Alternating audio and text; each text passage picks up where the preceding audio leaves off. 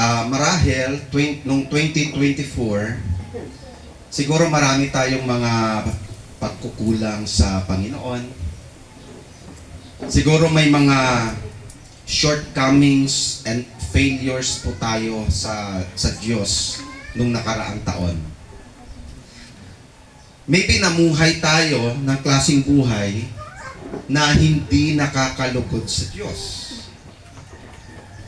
May pinapalayo tayo sa Diyos nung nakaraang taon.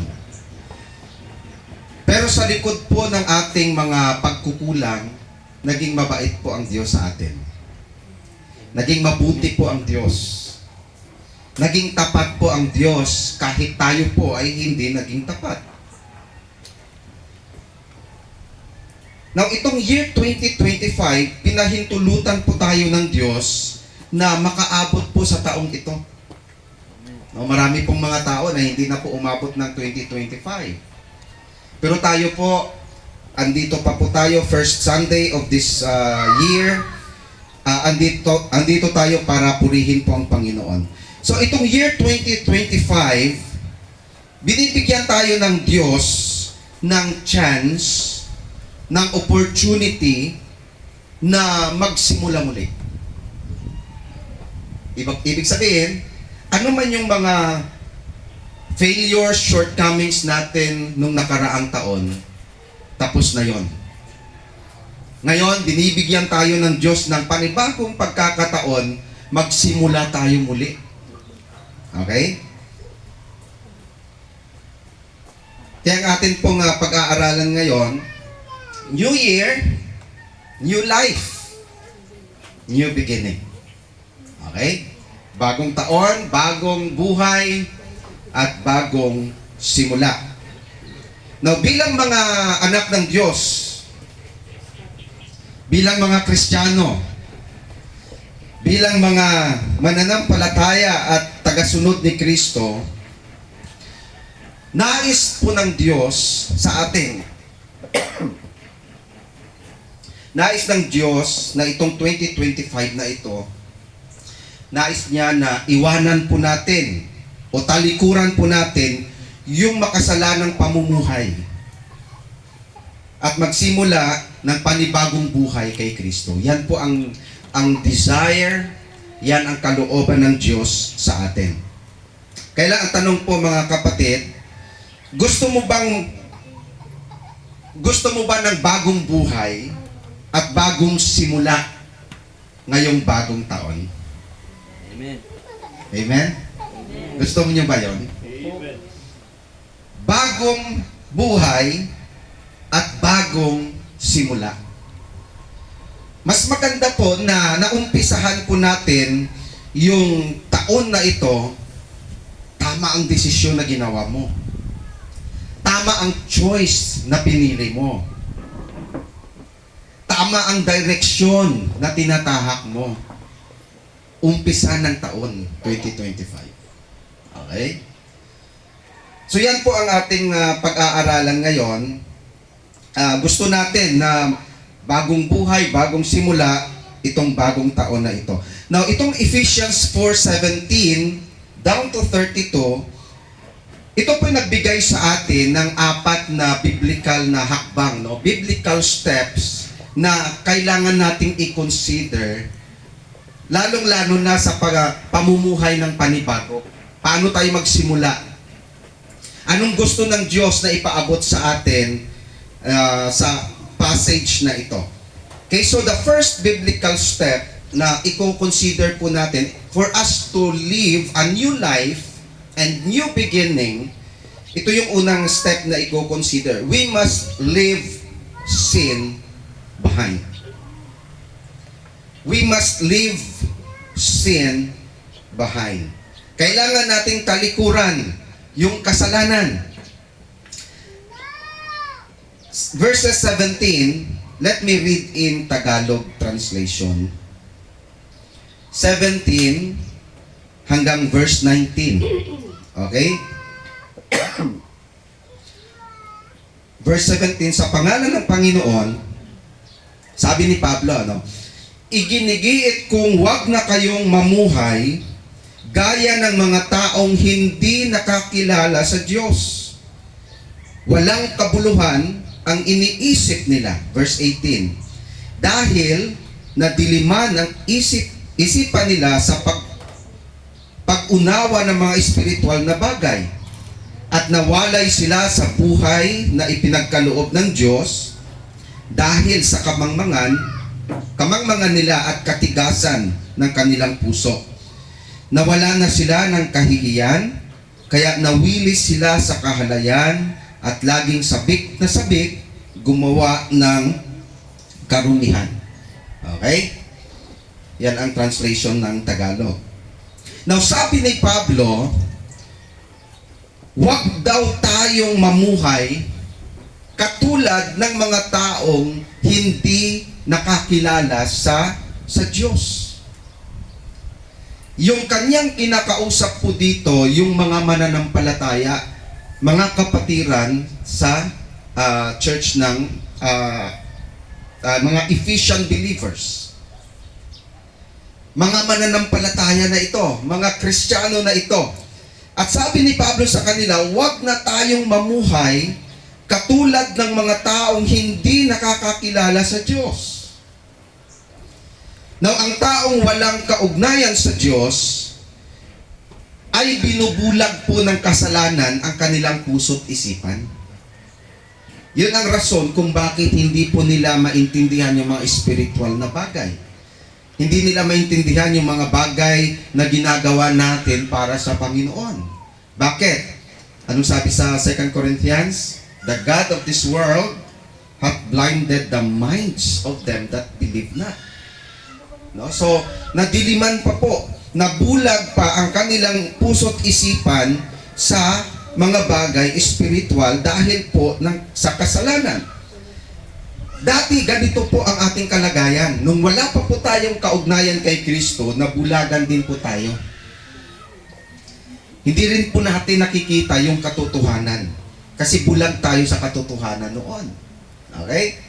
Pero nung tayo po ay nasa kay Kristo, niligtas tayo, pinatawad tayo ng Diyos sa ating mga kasalanan, tayo ngayon bilang mga anak ng Diyos ay Kanyang inuutusan na mamuhay o talikuran po natin yung mga maling gawain na dati po nating ginagawa nung wala pa po tayo kay Kristo.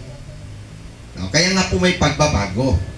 Okay? So kung ikaw ay anak na ng Diyos, inuutusan po tayo ng Panginoon na kailangan talikuran po natin yung buhay kasalanan. At kailangan nating magsimula muli ng panibagong buhay kay Kristo. Kaya ang tanong sa atin, ano ba ang mga makasalanang gawain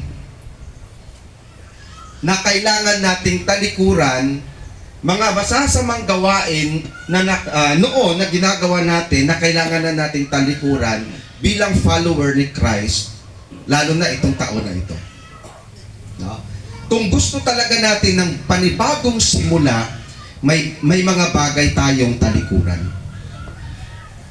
Kung gusto nating maranasan yung bagong buhay, may mga bagay tayong bitawan.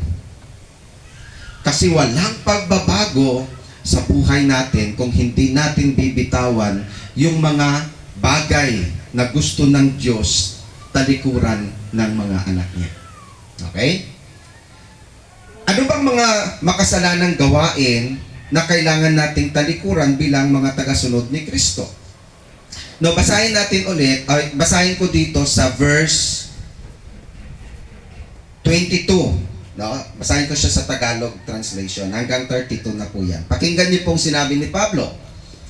Kaya, sabi niya sa mga Ephesian believers, kaya, talikuran niyo na ang dati ninyong pamumuhay dahil gawain ito ng dati ninyong pagkatao. Diba, nung tayo ay nasa kay Kristo, tayo po ay naging bagong nilalang. Wala na yung dati, tayo ay bago na. Kaya ang sabi ni Pablo sa mga kapatiran, kaya since kayo po ay nasa kay Kristo na, talikuran nyo na ang dati ninyong pamumuhay. Ano itong pamumuhay na tinutukoy? Ito yung pamumuhay sa kasalanan na tinutukoy ni Pablo. Dahil gawain ito ng dati ninyong pagkatao. Ang pagkataong ito ang siyang nagpapahamak sa inyo dahil sa masasamang hangarin na dumadaya sa inyo. Verse 23, baguhin nyo na ang inyong pag-iisip at pag-uugali. Sabi dito, verse 24, ipakita niyong binago na kayo ng Diyos at binigyan ng buhay na matuwid at banal katulad ng sa Diyos. Ipakita nyo. No? Kaya sa verse 25, naging specifics po si Pablo. Sabi niya sa verse 25, kaya huwag na kayong magsisinungaling. Ang bawat isa'y magsabi ng katotohanan sa kanyang mga kapatid kay Kristo. Dahil kabilang tayong lahat sa iisang katawan. Verse 26. Kung magalit man kayo, sabi niya, huwag kayong magkasala at huwag ninyong hayaan na lumipas ang araw na galit pa rin kayo. 27. Huwag ninyong bigyan ng pagkakataon si Satanas. Ang magnanakaw ay huwag nang magnakaw. Sa halip ay maghanap buhay siya ng marangal para makatulong din siya sa mga nangangailangan. Verse 29. Huwag kayong magsasalita ng masama, kundi iyong makabubuti at angkop sa sitwasyon para maging kapaki-pakinabang sa nakakarinig. 30. Huwag ninyong bigyan ng kalungkutan ang banal na Espiritu ng Diyos, sapagkat ang banal na Espiritu ang siyang tanda na kayo'y sa Diyos at siya ang katiyakan ng kaligtasan niyo pagdating ng araw. 31. Alisin niyo ang anumang samaan ng loob, galit, pag-aaway, pambubulyaw, paninira sa kapwa, pati na ang lahat ng uri ng masasamang hangarin. Sa halip, maging mabait kayo at maawain sa isa't isa at magpatawad kayo sa isa't isa gaya ng pagpapatawad ng Diyos sa inyo dahil kay Kristo. Naging specific po si Pablo. Sabi niya sa kanyang mga kapatiran, sa mga Ephesian believers, talikuran na ninyo yung dati ninyong pamumuhay. Marahil itong nabanggit ni Pablo, ito yung mga ginagawa noon ng mga kapatiran nung wala pa po sila kay Kristo. So, nung dahil kayo po ay nasa kay Kristo na, kailangan nyo ng talikuran ang mga masasamang gawain na dati na nating ginagawa. O dati na ninyong ginagawa, sabi ni Pablo. Okay? Nabanggit po dito, pagsisinungaling o hindi pagsasabi ng totoo. Nung wala pa po tayo kay Kristo, naging normal po sa tao na magsinungaling. Tama po ba? No, lahat po tayo guilty dyan. No, walang tao na hindi po nagsinungaling. Lahat po tayo guilty kasi may time sa buhay natin na nakapagsinungaling tayo. Ngayon, kung ikaw po ay anak ng Diyos, dapat sana itong pagsisinungaling, hindi na yan magiging lifestyle natin. No? Dapat unti-unti na yang nami-minimize hanggang dumating sa punto na ma-overcome na po natin. Okay? Pagsisinungaling o hindi pagsasabi ng totoo. Ang malungkot, kung ikaw Kristiyano, hindi ka nababagabag sa pagsisinungaling. Yan ang problema doon. No? Anong pagbabago ngayon ang makikita sa atin? No? Pagsasabi ng mga bagay na hindi nakakalugod sa Diyos. No? Kagaya ng pagsasabi ng bad words. Pagmumura. Yung pagmumura, no, expression yan ng mga taong wala pa kay Kristo. Okay? Expression po yan ng mga taong wala pang takot sa Diyos. Naging expression ng tao ang magmura. Ngayon, kung ikaw po ay Kristiyano na, kailangan bantayan mo rin yung mga lumalabas, no, sa bibig natin. Nakakahiya kung may nakakarinig sa atin, nagmumura tayo, tapos nalaman nila Kristiyano tayo. Ay ganyan bang Kristiyano? Ang lutong. Kaya bantayan natin po yun. Bakit? Hindi na dapat mangibabaw sa atin ang dati nating pagkatao. Kaya nga po, napaka-importante sabi ng Panginoon, o sabi ni Pablo dito, walk in the Spirit and you will not fulfill the lust of the flesh. Kasi pag tayo po ay wala sa Panginoon, ibig sabihin, hindi natin hinayaan ng Diyos na mag-control sa atin, automatic po lumalabas ang dati nating pagkatao. No? Pagkakaroon ng galit, puot at sama ng loob. Kaya nga sabi ni Pablo, alisin na ninyo. No? Sa verse 31 po yan, alisin nyo ang anumang sama ng loob, galit, pag-aaway, pambubulyaw, paninira sa kapwa. No? Pati ang lahat ng uri ng masamang hangarin. Sabi ni Pablo, alisin. Kagaya po ng paghubad ng damit. No? Sa Colossians, may mga terms si Pablo, put off the old self. Put on the new man. Hubarin mo yung dating pagkatao, isuot mo yung bagong pagkatao. Yan ang gusto po ng Diyos. Take note mga kapatid, kung gusto nating may pagbabago sa buhay natin, bagong simula, may dapat po tayong talikuran. At yung talikuran po na yon, yun yung mga bagay na masama or hindi nakakalugod sa Diyos. Na marahil dati, nagagawa po natin, pero dahil kay Kristo, gagawin po nating mag-decide tayo, hindi na siya dapat mag-control o mamuhay sa akin. No? Kaya sabi ni Pablo, alisin nyo anumang mga samaan ng loob, galit, pag-aaway. Hindi ko sinasabi na hindi na natin mararamdaman ang mga bagay na ito. Pero ang point ni Pablo, na huwag nyong hayaan na mag-reign itong mga bagay na to sa buhay natin. No?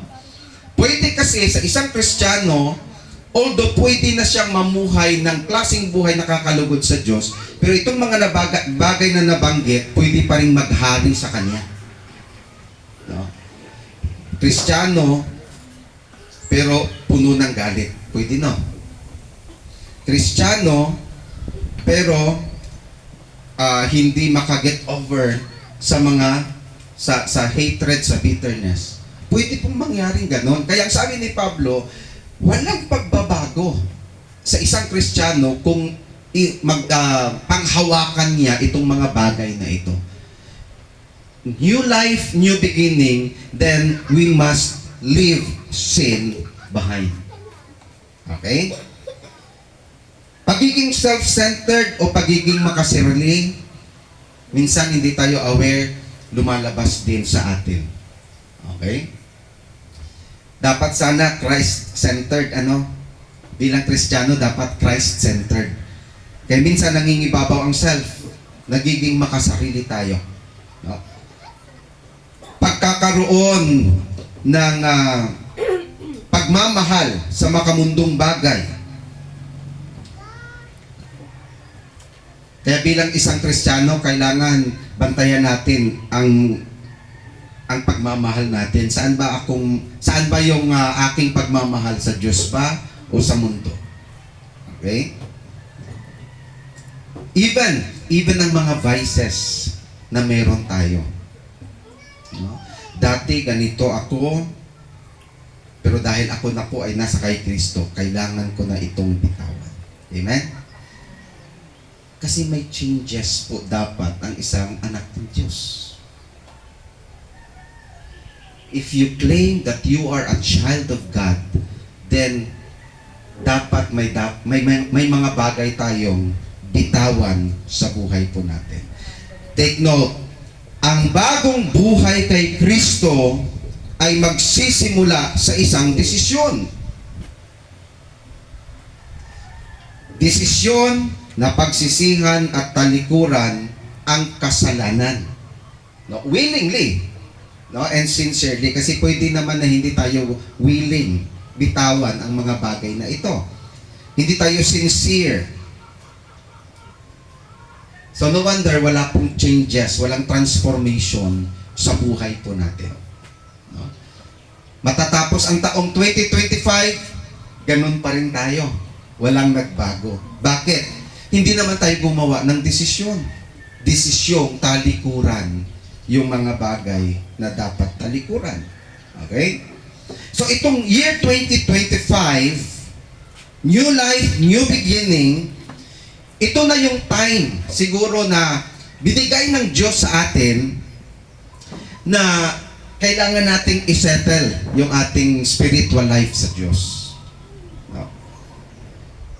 Ito yung time na humingi tayo ng tawad kay Lord kung in case ang ating pamumuhay ay hindi naging ganun kalugod-lugod noong 2024. At ang prayer natin, Lord, this year 2025, gusto ko pong magsimula muli. Gusto ko na pong ayusin yung aking buhay. Ayoko na po yung buhay na alam kong hindi nakakalugod sa iyo. So magsisimula po ito sa isang desisyon na gagawin ng bawat isa. Hihingitin po tayo sa Diyos ng grasya upang matalikuran po natin yung ating mga kasalanan. No? Grasya po ng Diyos na magagawa po natin ito. Okay? Kailangan natin ang grasya ng Diyos para matalikuran natin ang kasalanan para tayo po ay makaranas ng tunay na pagbabago. So yan ang una po na dapat nating i-consider. New life, new beginning, no? But we must leave sin behind. Talikuran po natin. Kung gusto nating magsimula ng tama, ng bago, then yung masasamang pagkatao, kailangan na nating bitawan. Okay? Second step po, makikita po natin, verses 20 to 21.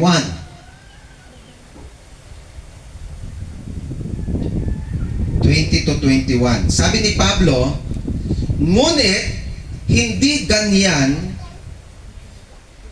ang natutunan nyo tungkol kay Kristo. Hindi ganyan ang natutunan nyo kay Kristo. Hindi ba't alam na ninyo ang tungkol kay Jesus? At bilang mga mananampalataya niya, hindi ba't naturuan na kayo ng katotohanan nasa Kanya? Now, the second biblical step, not only we must leave sin behind, secondly, we must learn from Jesus. Dapat matuto po tayo sa Panginoon. Now here, Jesus is our perfect example. Siya yung ating guide. Kaya nga, bilang isang Kristiyano, tayo po looking unto Jesus. Dapat nakatuon yung ating mata sa Panginoong Jesus. Kasi siya ang ating perfect example. Pag nakafocus ka sa kapwa mo mananampalataya, nag-struggle din siya. May kanya-kanya po tayong struggle, no? May kanya-kanya tayong weaknesses. Marahil yung weakness ko, yun yung strength mo. Marahil yung strength ko, yung weakness mo, yun yung strength ko. Kaya lang, kung mag-focus tayo sa bawat isa sa atin. Sa aking paglilingkod, nakafocus ako sa iyo, what if dumating ka sa point na nanghina ka, madadamay ako. Now, pakinggan niyo po, kami po mga workers, pero huwag kayong tumingin sa amin. Kasi may mga failures din po kami.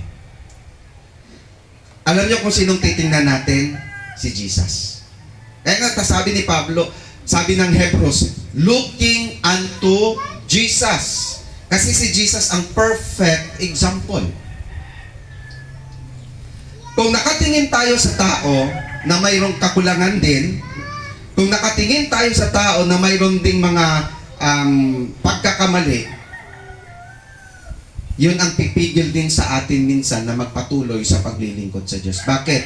Nakafocus tayo sa tao. Alam naman natin, walang pang tao na hindi magkakamali. No? Kahit tayo po'y Kristiyano, natutumba pa rin tayo. No? Kaya nga may struggle tayo. Kaya sabi ni Pablo, Jesus is our perfect example. Ang buhay ni Kristo at ang turo ni Kristo ang siyang gabay natin sa bagong buhay at bagong simula. Kaya napakagandang pagkakataon po ito na umpisahan natin yung year 2025 ng panibago. Pero paano tayo mag-umpisa ng panibago? Ang guide natin ngayon si Kristo. Okay? Gawin mong guide si Kristo. Gawin nating example si Kristo. So ano ba yung mga bagay na matutunan natin kay Jesus? No? Tingnan natin yung mga karakter or attribute ng ating Panginoong Hesus. Si Jesus mapagmahal. Tama ba? Yun yung basihan natin. Kung gusto kong magbago, gusto kong ng bagong simula, ito palang magandang halimbawa si Jesus. Si Jesus ay mapagmahal. So kailangan nating gayahin yung pagmamahal na itinuturo ng Diyos sa atin. Si Jesus, nagmahal siya, minahal niya kahit makasalanan. Minahal niya kahit kaaway niya. So yun yung tinuturo ng Panginoon sa atin. If we want to start a new beginning, then allow Jesus to be our example. No? Example sa pagmamahal. Si Jesus, hindi lang po siya mapagmahal, si Jesus po maawain din, ano? Si Jesus mapagpatawad din. Kaya nga anong sabi sa verse 32, sabi ni Pablo, sa halip maging mabait kayo at maawain sa isa't isa. At magpatawad kayo sa isa't isa gaya ng pagpapatawad ng Diyos sa inyo dahil kay Kristo. So si Kristo mapagpatawad o ang Diyos mapagpatawad. Ang Diyos o si Jesus nung siya po ay nandito sa lupa, si Jesus po ay nagpakita ng kanyang pananampalataya. Malakas po ang pananampalataya ni Jesus. Si Jesus ay matulungin sa mga nangangailangan. May sakit, may problema, no? Si Jesus po ay namuhay sa kabanalan at katuwiran. So ito yung mga bagay na ipinakita ni Jesus sa atin. Now, as we learn more about Jesus, our lives will become more like Him. May kanta tayo sa hymno, More About Jesus. More about Jesus.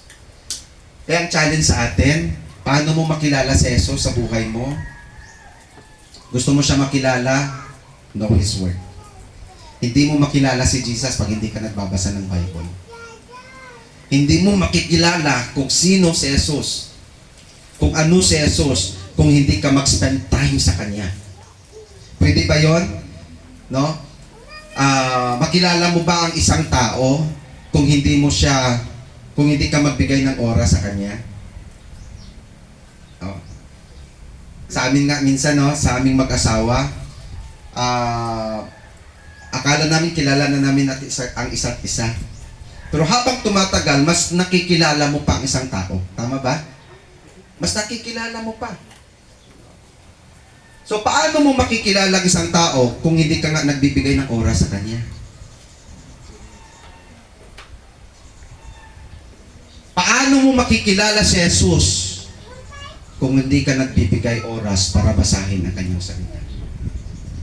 Paano mo siya makikilala kung hindi ka nagbibigay oras para manalangin? Kasi nire-reveal ni Kristo kung sino siya through His Word. Now, ngayon, as we learn more about Jesus, our lives will become more like Him. Nagiging katulad tayo ni Kristo. Kaya nga, Christ-likeness. Halimbawa, example lang ang isang tao, example, yung mga young people natin. Isang young people, palagi mo kasama mga drug addict. Darating yung time, drug addict ka na rin. Okay? Kung palagi mong kasama mga estudyante, kung palagi mong kasama na may estudyante lakwatsero, darating yung time, maglalakwatsa ka na rin. Bakit? Na-a-adapt mo eh. The more nag-spend ka sa maling tao, na-a-adapt mo rin yung kanilang mga katangian. At minsan hindi natin namamalayan, nagagaya na natin sila. Kung palagi kang nag-i-expose ng sarili mo sa mga tao, palagi nagsasalita ng hindi maganda, maa-adapt mo rin yung salitang ginagamit nila. Okay? Minsan magugulat ka, saan mo napulot yan? Yun pala, doon niya narinig sa mga barkada niya na palagi niyang kasakasama. Okay? Now ngayon, the more mag-spend ka kay Jesus, the more nagiging katulad ka ni Kristo. Na-adapt mo ang karakter ni Kristo. Nagiging mapagmahal ka na rin ngayon, kagaya ni Kristo. Nagiging mapagpatawad ka na rin ngayon, kagaya ni Kristo. Okay? Nagiging maawain ka na rin, kagaya ni Kristo. So yan po, bagong simula. We must learn from Jesus. Okay?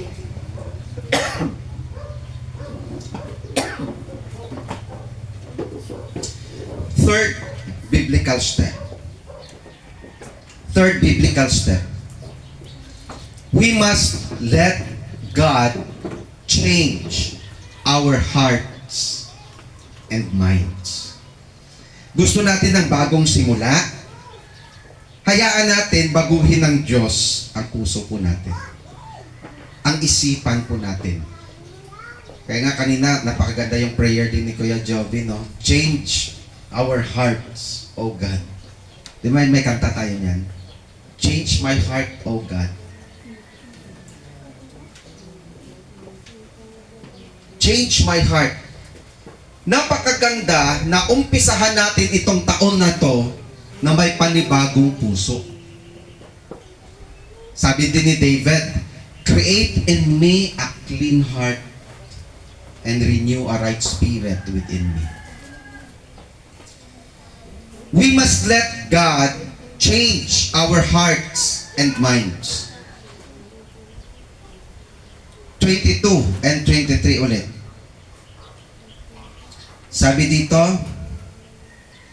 kaya talikuran nyo na ang dati ninyong pamumuhay dahil gawain ito ng dati ninyong pagkatao.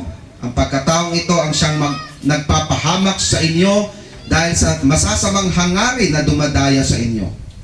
Baguhin nyo na ang inyong pag-iisip at pag-uugali. Allow God to change our hearts. Bakit puso? Now, ang tunay na pagbabago, now listen to this mga kapatid, nangyayari po yan mula sa loob. Ang tunay na pagbabago ay nangyayari mula sa loob. Kaya ang unang babaguhin ng Diyos sa atin, walang iba ang ating puso. Kaya pala walang pagbabago sa buhay ng isang tao kasi una sa lahat yung kanyang puso ay hindi nabago. Yung unang babaguhin ng Diyos sa tao is your heart. Bakit puso? Pakinggan yung sinabi ni Jesus sa Matthew 15 verse 19. Listen to this. Bakit puso? Sabi niya sa verse 19, chapter 15 ng Matthew, sapagkat sa puso ng tao nagmumula ang masasamang pag-iisip na nagtutulak sa kanya para pumatay, mga lunya, gumawa ng sexual na imoralidad, magnakaw, magsinungaling, at manira ng kapwa. So ang talatang ito ay nagpapakita na ang kasalanan ay nagmumula sa puso ng tao. Kaya nais ng Diyos na baguhin ang ating puso't isipan para magkaroon tayo ng tunay na pagbabago. Kaya lang tanong, pahintulutan mo ba si God or ang Diyos na baguhin ang puso mo? Pahintulutan mo ba si God na baguhin ang puso at isipan mo? Para sa panibagong buhay at panibagong simula kay Kristo itong taon na ito. Let God change your heart and mind. Okay?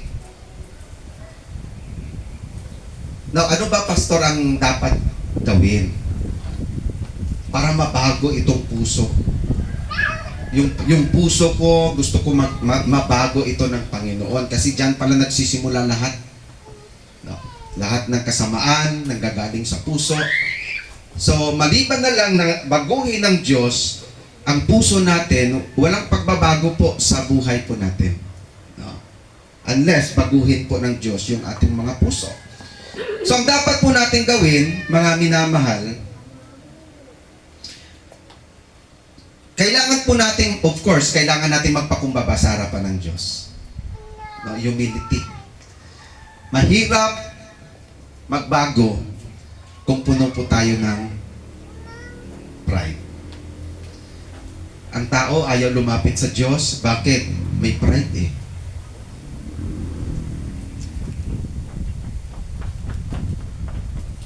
Kung mayroon pang isang bagay na hahadlang sa tao na lumapit sa Diyos para magbago, pride yun.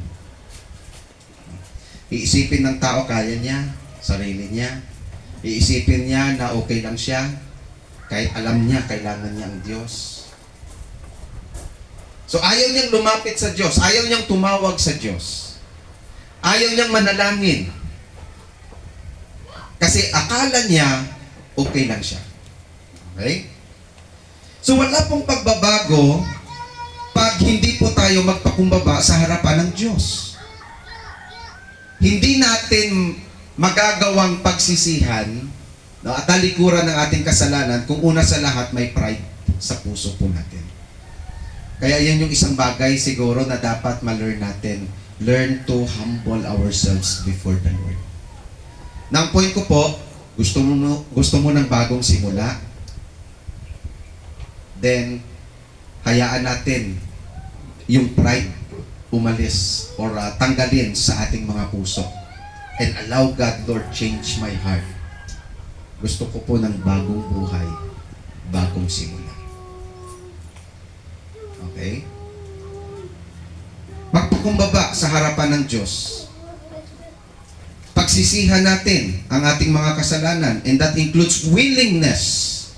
Willingness na talikuran ang mga bagay na yon. No? Hindi yan pagsisisi kung hinahawakan mo pa rin. No? So, halimbawa, kung gusto mo talagang magkaroon ng panibagong buhay without reservation, isurrender po natin ang lahat sa Panginoon. Isuko natin ang buong buhay natin sa Diyos, pati na po yung mga kahinaan na meron po tayo. No? Mga struggles natin, alam ng Diyos po yan.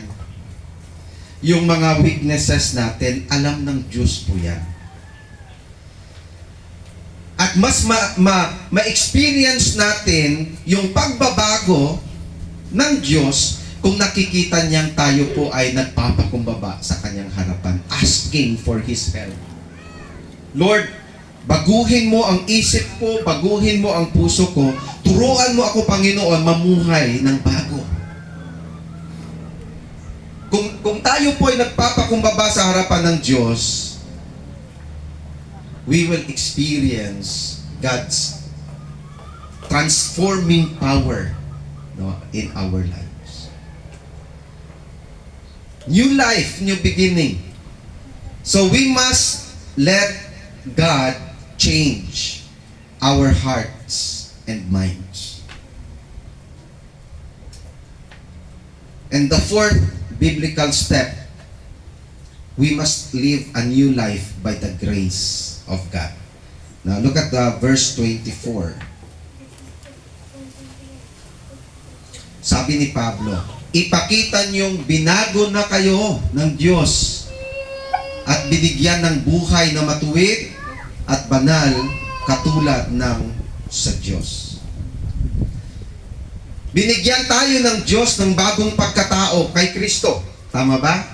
Dahil kay Kristo may bago tayong pagkatao, may new nature tayo.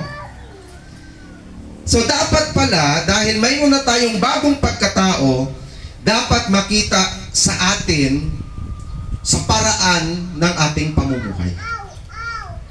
No? Kasama na dito yung ating pananalita, the way, yung mga lumalabas sa bibig natin, ating pamumuhay, ating mga pakikitungo sa kapwa. No? Magre-reflect po doon dapat yung panibagong pagkatao na meron tayo. Kaya tanong, paano natin umpisahan ang panibagong buhay bilang mga tagasunod ni Kristo? Bilang follower of Jesus, paano natin umpisahan ang panibagong buhay this 2025? Kung desire mo na magsimula muli, then paano natin ito umpisahan? Now, bilang mga mananampalataya, no, mga kapatid kay Kristo, ito yung mga bantayan po natin. As a Christian, kung ikaw dito, may mga baptized tayo dito, mag-ingat po tayo, no? Ingatan natin na huwag tayong madaya ng diablo. Sabi dito, huwag niyong hayaan, huwag niyong bigyan ng pagkakataon ng diablo. Kasi pag binigyan mo ang diablo ng pagkakataon, i-grab niya po yung opportunity. We have the Holy Spirit. So dapat maging sensitive tayo sa working ng Holy Spirit sa buhay po natin. No? Ang Holy Spirit po ang tutulong sa atin. So mag-ingat po tayo sa ating mga kilos bilang Kristiyano. Sa ating mga pananalita. No? Ang nabanggit kanina ni Pablo, dapat this year 2025, ma-minimize na yan sa atin or mas maganda ma-overcome na po natin. Kailangan nating lumayo sa anumang tukso at mga bagay na magdadala sa atin sa kasalanan. Okay? Tayo po na mga Kristiyano, hindi tayo exempted sa temptation. Kahit kami, ako na pastor, hindi ako exempted sa temptation. Kayo, hindi kayo exempted sa temptation. Pero isang paraan para mapagtagumpayan ang tukso, lumayo. May kanta yata niya, no? Ano daw? Tukso, layuan mo ako. Actually, yung tama po dyan, tayo ang lumayo sa tukso. Yung tukso hindi lalayo sa iyo, lalapitan at lalapitan ka ng tukso. So bilang Kristiyano, binigyan ka ng Diyos ng kakayahan na layuan yung tukso. So lumayo po tayo sa anumang mga bagay na alam nating magdadala sa atin sa kasalanan. Kaya nga kanina, sabi ko, itong 2024 marahil, para sa iba, yung 2024, yun yung taon ng katagumpayan nila. Maybe sa iba, yung 2024, yun yung taon ng kabiguan sa kanila. Okay? Sa ating Kristiyanong pamumuhay, baka yung 2024, baka yun yung time na nag-down tayo spiritually. Baka yun yung time na palagi tayong bumibigay sa tukso, nadadala tayo sa tukso. Year 2025, bagong simula. Okay? At mangyayari yan kung lalayuan po natin yung mga bagay na pwedeng magdala sa atin sa kasalanan. Now ito, Christians, we must learn to say no. Mayroon kang mga barkada, mayroon kang mga kaibigan na nagdadala sa iyo sa kasalanan, learn to say no. Kung mayroong mga bagay na humihila sa iyo, papalayo sa Diyos, then learn to say no. Or else, ikaw ay madadala. Learn to say no. Ay, sorry. Gusto ko na pong mamuhay ng panibago. Noon, sumasama ako sa inyo, pero ngayon gusto ko pong mamuhay ng nakakalugod sa Diyos. Set an example. Hindi lang sa mga believers, but even to the unbelievers. Walk in the Spirit, sabi ng Bible. No? Mamuhay tayo ayon sa kapangyarihan ng Espiritu. Live a Christ-like life. Dapat mamuhay tayo kagaya na kay Kristo. Okay? Ang bagong buhay ay regalo ng Diyos.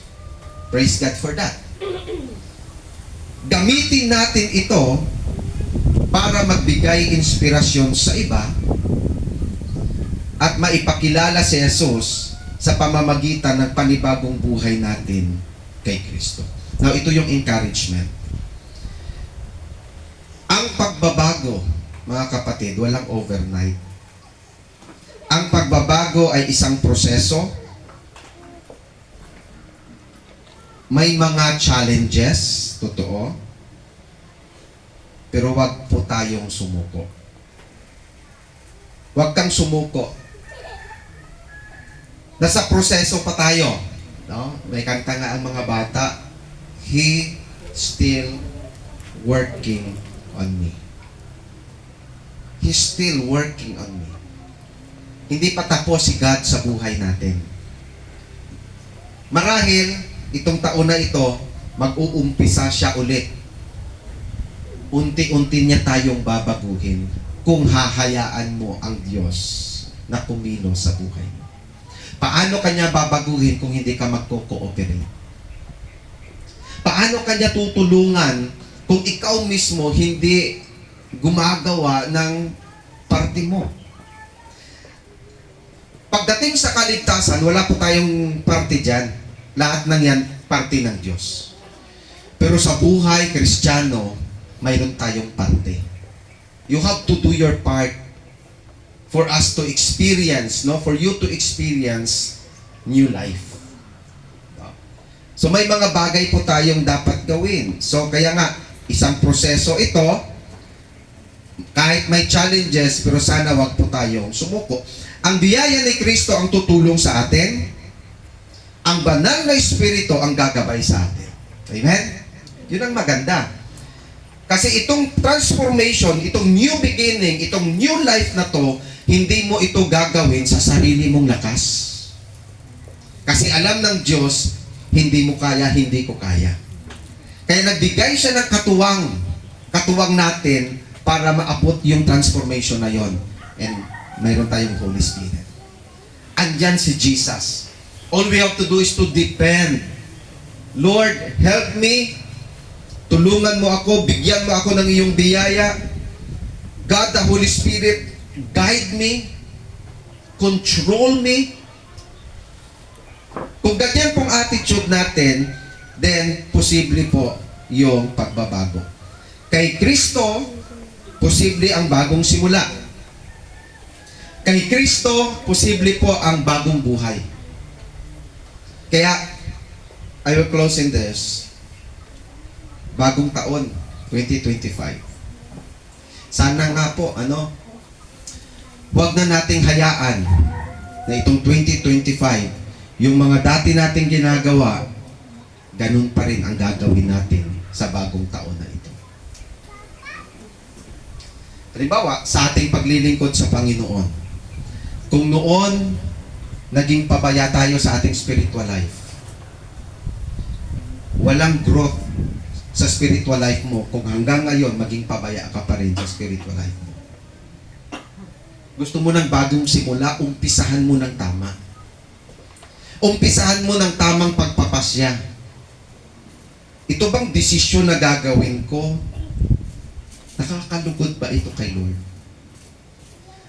Ito bang desisyon na gagawin ko? Ilalayo kaya ako kay Lord? O tutulungan ako na mas mapapalapit pa ako sa Diyos? Tamang desisyon nitong bagong taon. Okay. Ay dati, nabigo na ako dito. Dati, na-fail ako dito. This year, 2025, gusto ko ng bagong simula. Ay, kaya pala na-fail ako noon kasi malayo ako kay Lord. This time, gusto kong simulan, kasama ko si God. Amen? New Year. No? Bagong taon, bagong buhay, bagong simula. And remember this fourth biblical steps. Ano yung una? We must leave sin behind. Number 2, we must learn from Jesus. Siya yung guide natin. Number 3, we must let God change our hearts and minds. Hayaan po natin ang Diyos. And last, we must live a new life by the grace of God.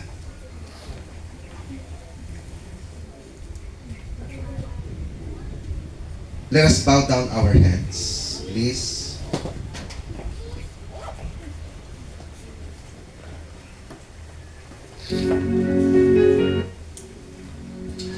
Let us pray. Panginoon Diyos, salamat sa panibagong pagkakataon.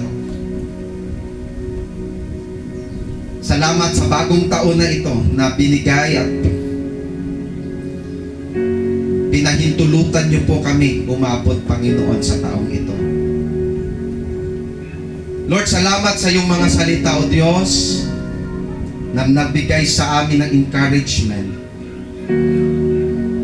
At ngayong umagang ito, Panginoon, unang linggo ng taong 2025, nais naming umpisahan ang taong ito ng tama.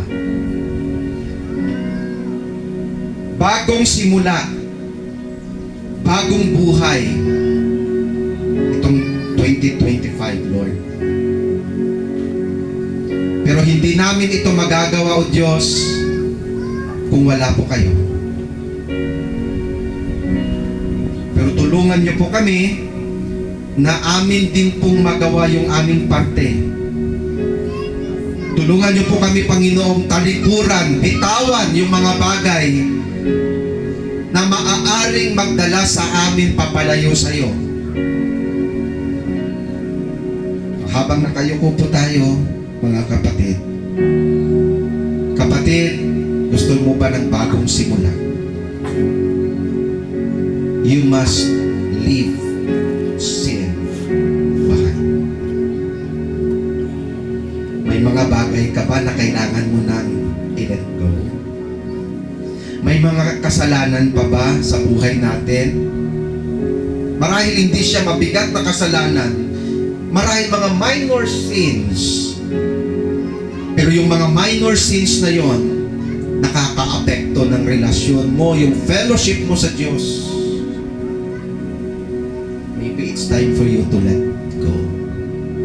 Lord, I want to live a new life. Pero hindi ko po ito magagawa habang hawak-hawak ko itong mga bagay na ito. Leave that sin behind.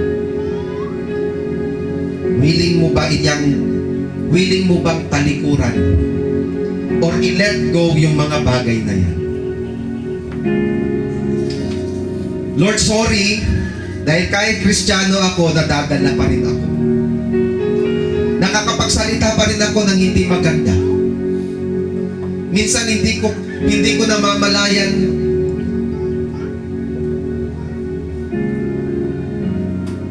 nakalimutan ko na ako pala ay isang Kristiyano. Lord, sorry, nadadala ako sa udyok ng mundong ito. Yan ay mga dati kong mga pamumuhay na unti-unting bumabalik hanggang ako ay napapalayo na sa iyo. Lord, 2024, naramdaman ko ng lamig ako. Pero salamat, Panginoon, sa opportunity, sa chance. Binigyan mo pa ako ng panibagong pagkakataon.